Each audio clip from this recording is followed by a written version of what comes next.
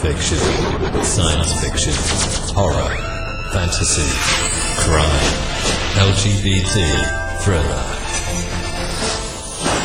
You have now entered the House of Mystery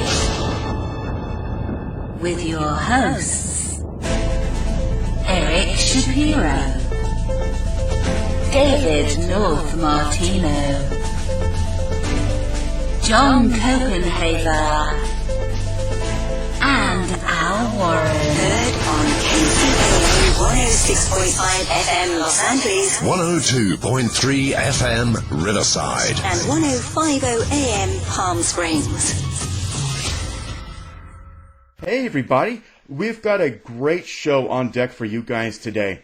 We're being joined by Dr. Angela Hattery and Dr. Earl Smith. And today we're going to be talking true crime. We're going to be discussing a lot of areas that I don't really think, Julie, that we pay enough attention to. We're going to be talking, we're going to be talking to our experts in areas related to race, gender, violence, and my specialty as I work in the field, the criminal justice system, and perhaps the disparity in crime. So let's just go ahead and introduce or bring our guest on, Dr. Hattery and Dr. Smith. Welcome aboard. Welcome to the House of Mystery Radio. Thank you for having us. Yeah, thank you. So guys, let's jump right into it. Tell us a little bit about yourselves, ladies first, and kind of what brought you here.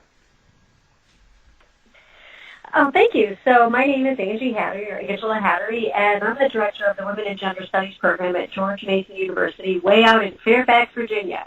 And for a number of years, along with Dr. Smith, we've been studying racial disparities and gender disparities in the criminal justice system. And, out of all of that work, we decided that there was a little bit of a gap in the way that people were talking about race in the criminal justice system that we thought we could fill. So we put some research together and published a book, Policing Black Bodies, which came out in December. So, let's go back. You just said a lot there. Let's go back to this.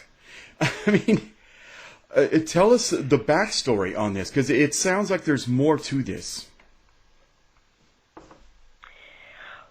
More to the book, sure. So, like many of your listeners and viewers, we were also watching all kinds of events take place over the last few years in which unarmed black men were being shot by the police, protests were happening in the street, the Black Lives Matters movement was going on, all of that.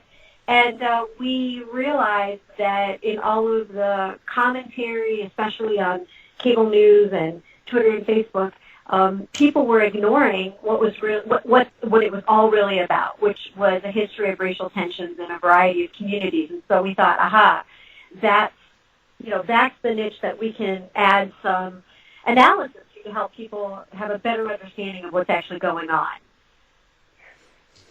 True, and I agree. Dr. Earl, what was your take on this before we jump into the topic deeply? I've been studying issues of criminology for a long time, and I worked previously out in Pullman at Washington State University, and I spent 4 or 5 years teaching and doing administrative work at Pacific Lutheran University. So I know a little bit about Washington State. I used to take my students down to Walla Walla, those sort of safe visits that I don't know if they still do that down there. But issues of crime has always been important to me in my teaching, in my research. And when we started talking about this book, Policing Black Bodies, we wanted to ask several questions, but we wanted to ask the question, what could we tell the prospective readers, that's new. As Professor Hattery said, people probably watched the TV screen. If they read newspapers, they knew about Trayvon Martin, Philando Castile, Mike Brown. They probably knew about the disturbances or riots in Baltimore, but they probably didn't know much more than that. And so this book tells the much more than that story. You know, I have to agree with you. Just being an average Joe doing a radio show, I have to admit that as a society, we get probably 90% of our news through visual media or, you know, your major networks. So whatever they cover is what we believe, and that's what we base our social view on. I think I'd completely agree with you, Al, because, I mean, from my perspective, I mean, up until last year, guys, I lived in the UK, and even now I live in Cyprus. So the information that many people obtain, and I've been in social care for many years, working with people in a way to affect change. People believe what they see on the television, and they don't understand the intricacies and the complexities around culture and the disparity of treatment of different cultures. So I think introducing kind of some of that history and those accounts is absolutely imperative. I'm glad you said that. I'm going to throw out a name before we get any further, and it's Stephen Clark, or Stephen Clark. Yeah. And you folks might know about Stephen Clark or Stephen Clark. That's most recent. That's actually a much more recent case. Why don't you tell us? Recent that it was, I think, Sunday night. This 20-something young man was shot. Black, unarmed young man was shot and killed by the Sacramento, California Police Department. And the reason why I threw out his name is because when this happened, we checked every major news outlet out there, the ones that you previously mentioned most people get their news from, and not one had covered this story. And so it becomes Would I be like right in another... thinking, though? Excuse me? I haven't seen this on the news, but would I be right in thinking that Stefan's story replicates, and I wouldn't know the name of the gentleman, and that's the point I'm guessing here, is that this a similar incident happened some years ago. Very similar, that was very much broadcast, because I remember it being on the major television channels in the UK. But I wouldn't know, unless I'd researched it, which I did before this interview, about Stefan. So has there been a shift, do you think, in terms of the reporting of these? And you're probably talking about Trayvon Martin. And his name is a household name in the United States, but not necessarily in the UK or anywhere else. And I think that, that's exactly the point all of you are making, is that the point of the book was a lot of the impetus really came from watching race riots that took place in Baltimore after the murder of Freddie Gray. And as we watched all that accounting on cable news, it was quite obvious that it was about race, but that was the last thing that anybody was talking about. So people were talking about, why are black people walking in the street? Why are high school kids coming out of school and, protesting in the street? Why are those things happening? Even white analysts who said, why did the protesters burn the CVS, which is the only store in the community? Right. And our question was, why aren't you asking, why is there only one store in the community? You're asking the wrong question, and you're not focusing on the right thing. And, Stephen Clark's murder will follow many of the same patterns. Instead of Skittles and iced tea, it was a cell phone. And that's really what we try to do in our analysis. So you're exactly right. So let me ask this, though. Let me back us up just a little bit. In today's society, I mean, we're inundated with horrible events. I mean, we've got riots everywhere going on. We've got murder everywhere that's going on. Is it not possible that this one is simply one voice in a crowd?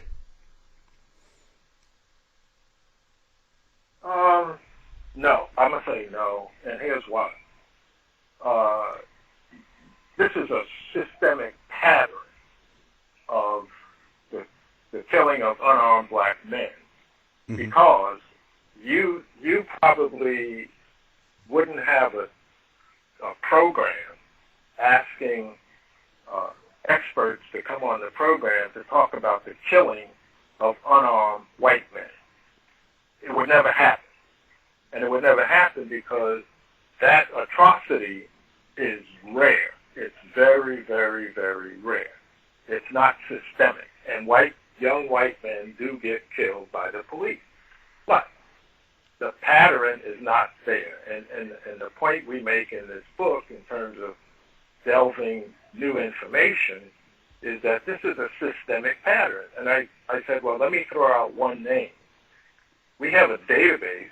Lots of people have databases, but we have a database that we use to write that particular chapter, and that's 60, 70 names on it.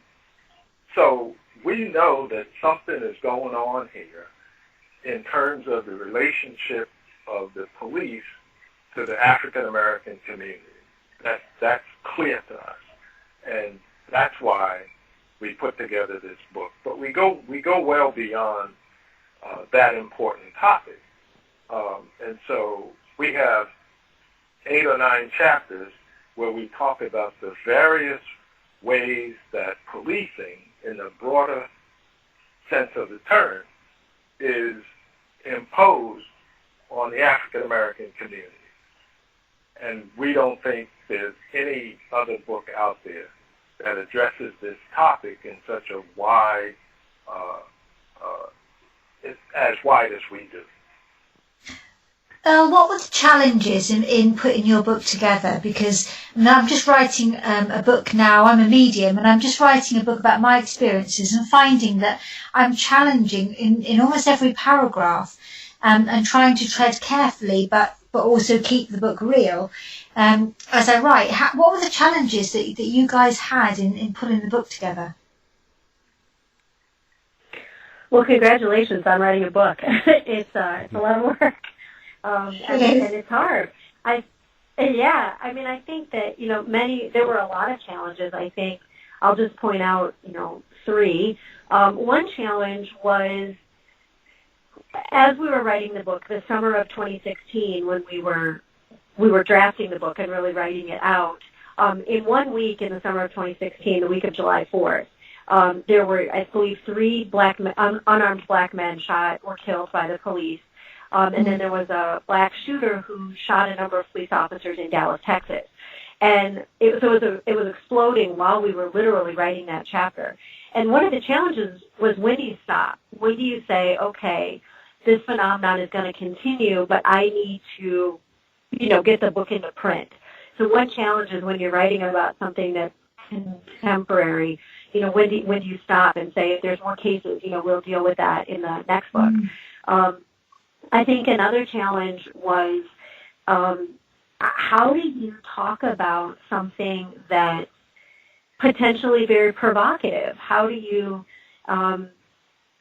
be honest about what's happening in a way that people who have never thought about it before, or think differently, or see different kinds of news, consume different kinds of media, are going to disagree with you? So the example that, Dr. Smith gave about white men are shot by the police, and if your lens is then to constantly question our argument that black bodies are policed differently, how do you write that in a way that people who might be inclined to have never thought about it or see the world that way, how can they hear that? I think, that's another big challenge.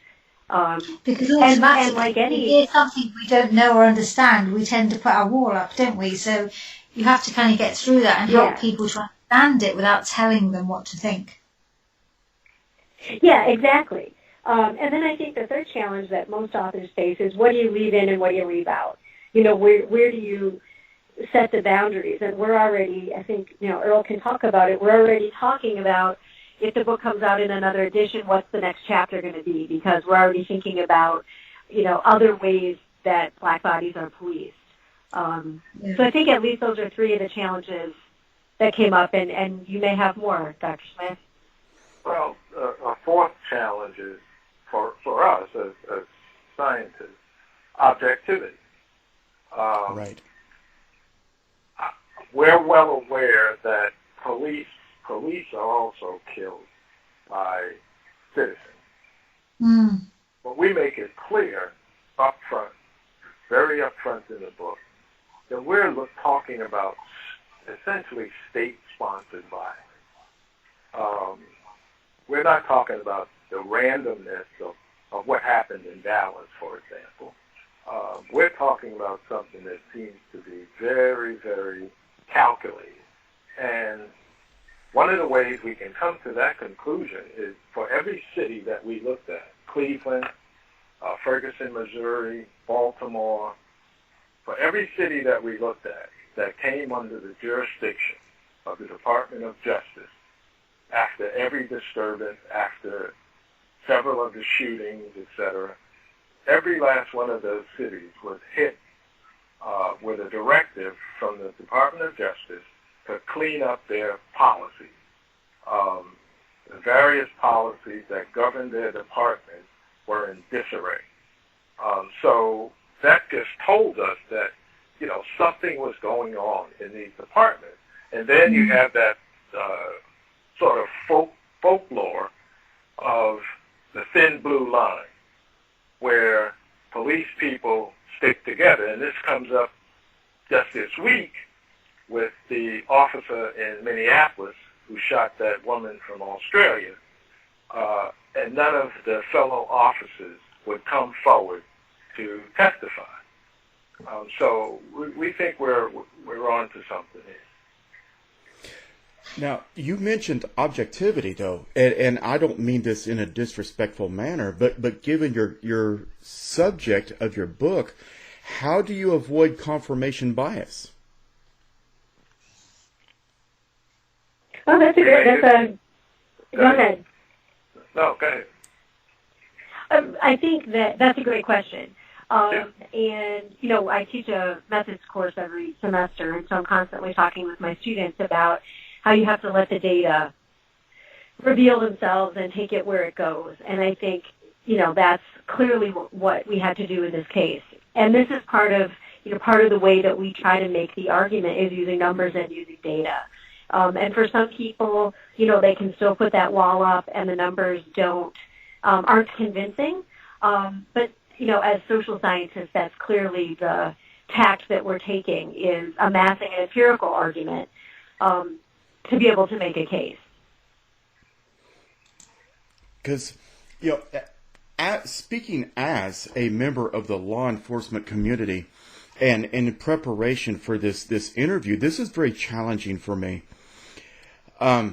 Because you're right. I'm going to concede that to you, Angela. You know, it is our natural inclination to throw up those walls. Oh my God, you know, they're attacking my profession, and I'm just an average Joe. I don't see race and crime, but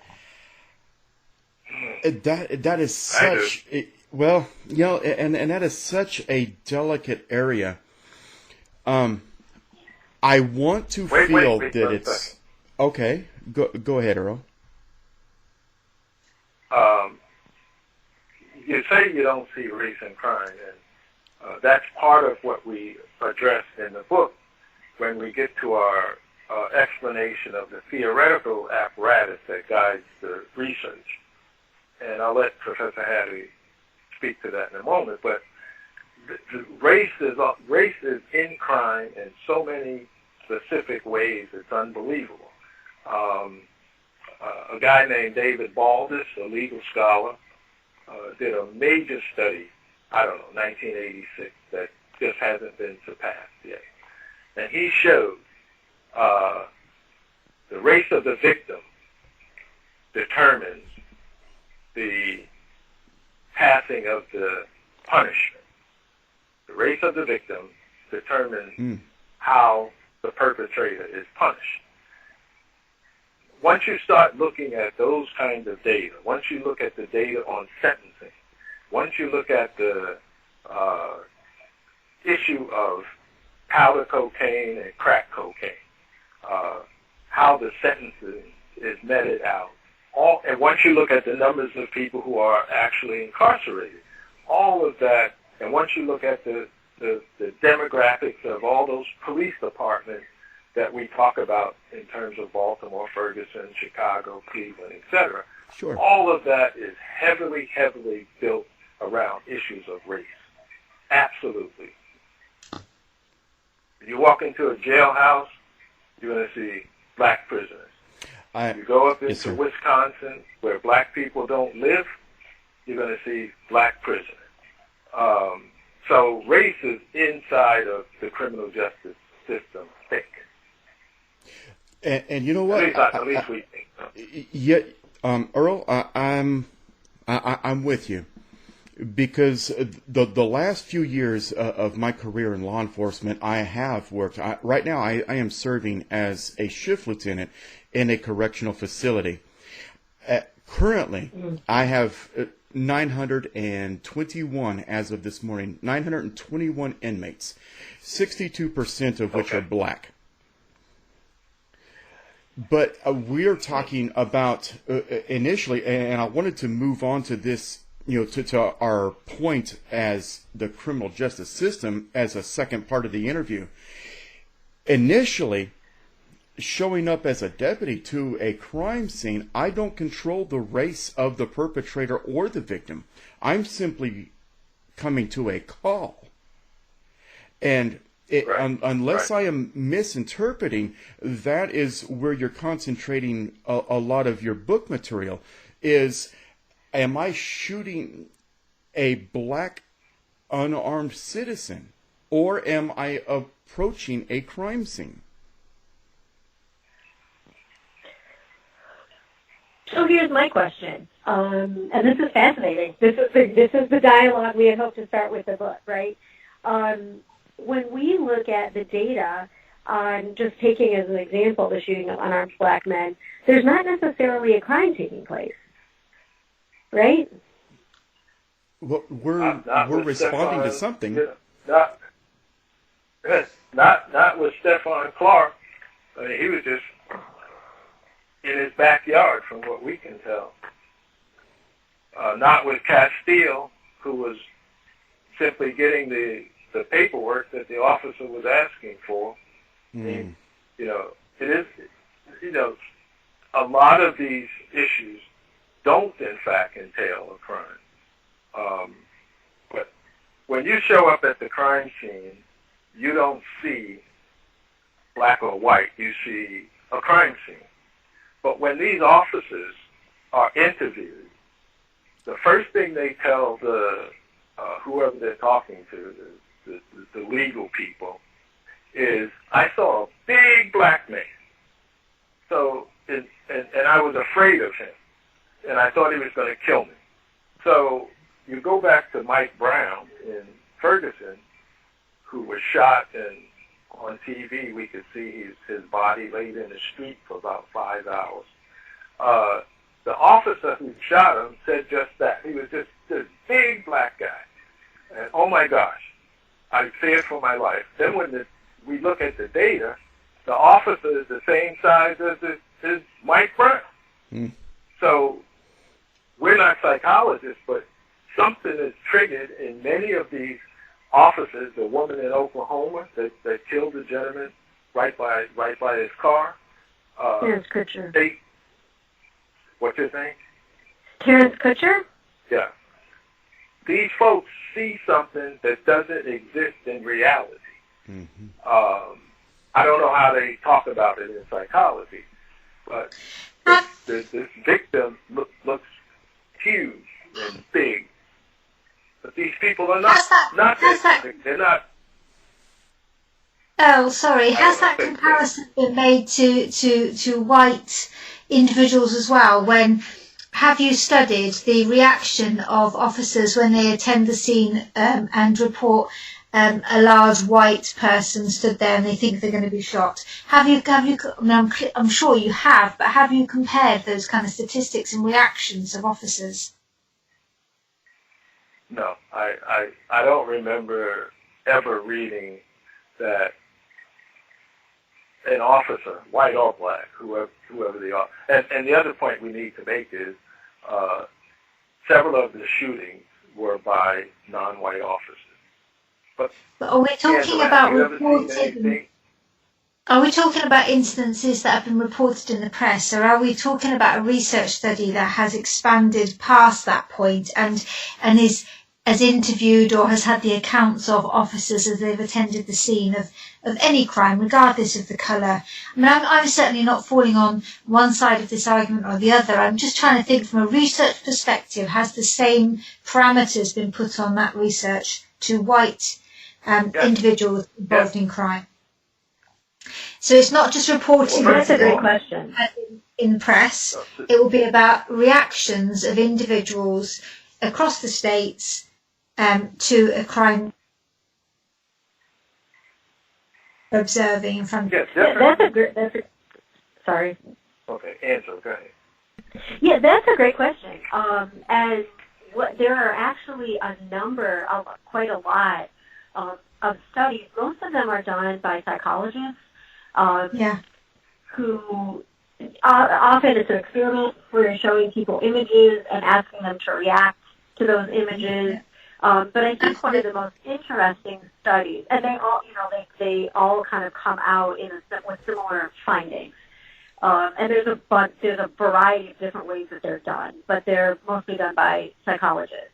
But another really interesting piece of research that we cite in the book was interviewing black and white citizens who have been pulled over by the police on a traffic stop. And what's really, really interesting about what that research showed was that we use the same term that the researchers use. They use the term legitimate traffic stop and a fishing expedition. And they argue that when the stop is legitimate, so someone has run a red light, is way over the speed limit, has done something that any of us would consider a traffic violation, black and white motorists experience the stop pretty much exactly the same way. There's no racial bias in terms of who's pulled over, and there's no racial bias experienced in the stop itself. When black and white drivers are interviewed about what the researchers call fishing expeditions, so people are pulled over for something that's, not some sort of clear crime or a clear serious traffic violation, like, a tail light or a tag or something that's very insignificant, that's where racial bias shows up. And in those cases, to use your term, where there's not a clear crime taking place, not only are blacks far more likely to be pulled over, but they're far more likely to experience it as a stop gone wrong. And so that research, and it with interviews with 1,000 citizens about their experiences with traffic stops, has been used by us and other people to help explain some of the cases that we've been talking about. Philando Castile in Minneapolis, Terrence Kutcher in Oklahoma, that those were stops that fall into the category of fishing expedition rather than sort of legitimate stops. So I would imagine, I'd love to hear the perspective of an officer, but I would imagine if you're only pulling people over who should be pulled over, you might not see racial bias because drivers don't see it either when it's legitimate. It's when they're illegitimate, kind of unfounded, like I'm looking for you because you're driving in a place I don't expect you to be or whatever. That's when you see the racial bias pop out. And those studies, there's a lot of those studies like that. To answer back to the other question, when we talk about the size of the perpetrator, that data that we use comes right from these, these officers, who are telling their story as to why they pulled the trigger. So it's not just from USA Today or the New York Times. Oh no, well, I wasn't implying that. I guess what I was saying, and it was answered, fantastically by Angela. It was kind of that perception of a crime scene, and the moment that you have to react and make a decision, your perception, and then later how you relay what was going on at the time. Has studies been undertaken to look at the individual perceptions, whether that person in front of an officer is white, black, is their reaction the same, or is there an absolute research study that says if that person in front of you is black, you're more likely to depict them in a menacing way than if a white person was in? Yes. And those studies have been done with a variety of different types of samples, right? So they're community-based studies, they're college samples, they're kind of all over the map, and they keep getting replicated in the same way. And I think, to Earl's point earlier, it's not just white people who also perceive black people as perhaps bigger or scarier, or someone they're less inclined to want to talk to. Many black participants in these studies also carry those same stereotypes, right? So that helps us understand why some of the police shootings are police shootings by black officers, right? They've been trained in the same ways. So, Angela, would it be fair to... I'm sorry. Earl, go ahead. Well, I was just going to give you a name of an officer, a black officer, in Gaston County, North Carolina, who gave an interview. He lives right outside of Charlotte. And from his perspective, he's an officer, he's an African-American officer, he's proud to be a police person. And in his interview, if the data is correct, he says there is a clear fear, F-E-A-R, of black men.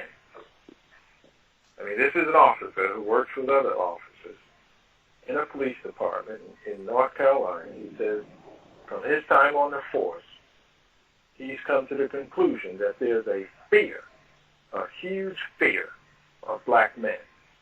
And when I read this, I think about other kinds of studies that are done by communication scholars who show images around to the students in their classrooms. And we come away with this notion, or the studies about the elevators, when black men are on the elevator and whites get on the elevator, the kinds of body language that changes, and depending on what they're wearing. One day they're wearing a suit and a tie and carrying a briefcase. The next day they're wearing a jumpsuit and a hoodie. I mean, these studies are there, and they keep telling us the same thing over and over and over. I mean, right here on our campus, when you talk to students in class, black students and white students will say, I did this, and I wasn't pulled over. I was pulled over. I wasn't given a ticket. Black students said, I didn't do anything, but I got a ticket. I just think the way we handle it in the book, and we don't, I want to make this clear, we don't have a perspective as if we've come at it to say that we hate police. We make it very clear that's not our intent, and that's not what we did. We're just taking a subject that, I mean, so alive, trying to put the dots together on this subject. Let me mention one more thing. We have a chapter in the book that nobody talks about. Nobody. And it's about exoneration. Yes. And when you look at the data on exoneration, this helps clarify all the things that we've been talking about thus far. To be exonerated, you have to have been convicted of some crime that you didn't commit. And yet, the data that we have in this chapter shows that disproportionately, those men who are being exonerated using DNA evidence are black men. So you say, well, why are they being stopped, arrested, convicted, sentenced 30 years, 15 years, 20 years for crimes they didn't commit, and then, 25 years down the road, somebody finds, oh, you didn't do it. You didn't do the crime. Sorry, we better let you out of prison. Why are these blacks then predominant number of prisoners being exonerated if there isn't some kind of bias, systemic bias against who they are?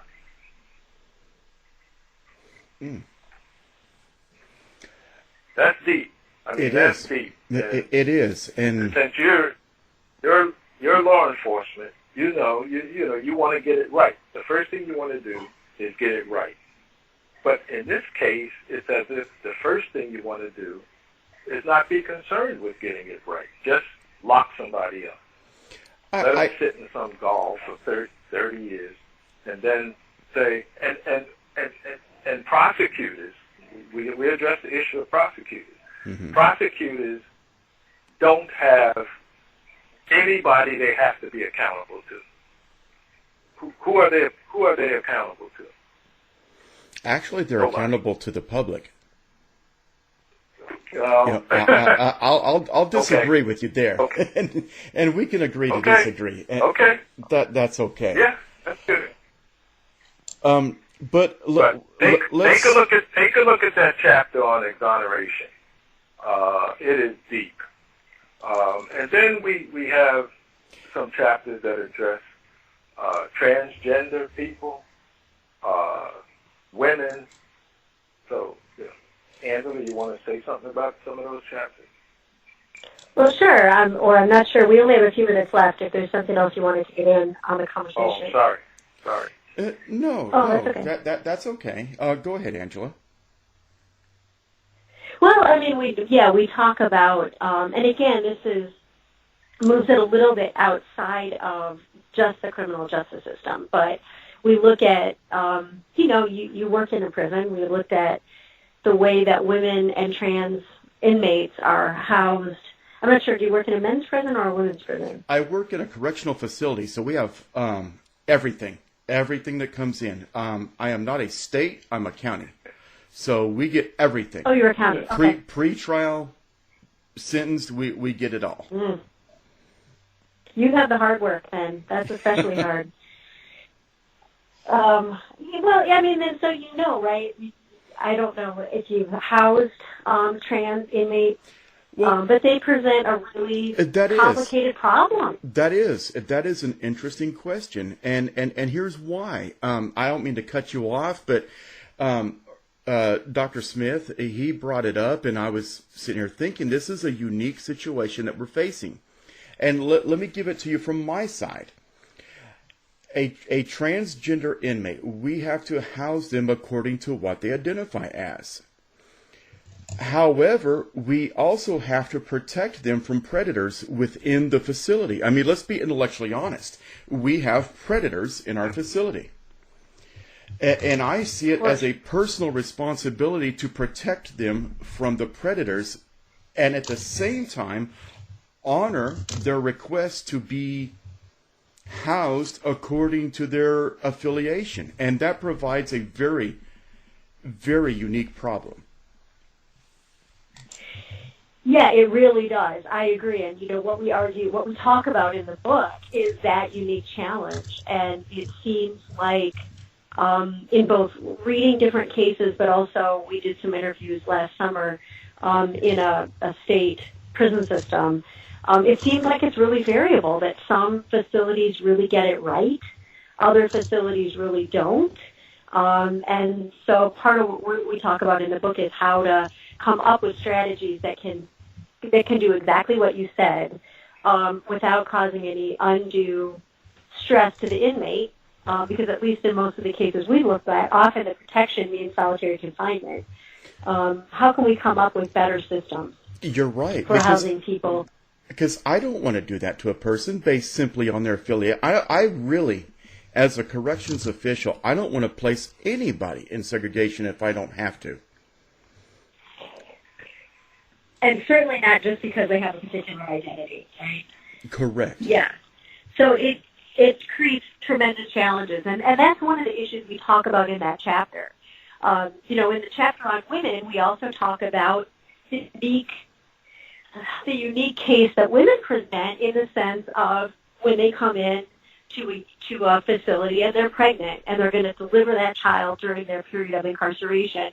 How can we come up with better strategies short of shackling them to the bed while they labor and deliver? Something that I think, at least women would be able to understand is not the best treatment for the mother or the child. How can we come up with better strategies that protect public safety, protect the women, protect the child, and instead of a lot of situations where we're not doing that. And speaking, I am so glad you said that. And listen, guys, I am speaking now officially as a corrections lieutenant. I welcome any advice that you would have on that, because we do face that.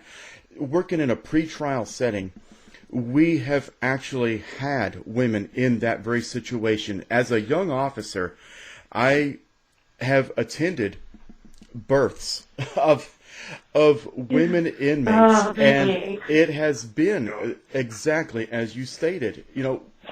We shackled them to the bed, and not by not because I wanted to, and not based on their race or their sex, simply because that was policy. But I'm also a human being, and I see the humanity of these situations, and I don't want to shackle anybody to a bed, especially as they're giving birth. And then I've had to witness the agony of a mother being separated from her newborn child simply because that is the system. Yeah. We have to find a family member to take that child. And if no family member steps forward, guess where they go? Because this woman has got to go do her time. I don't want to see that. I don't want to see that. I appreciate your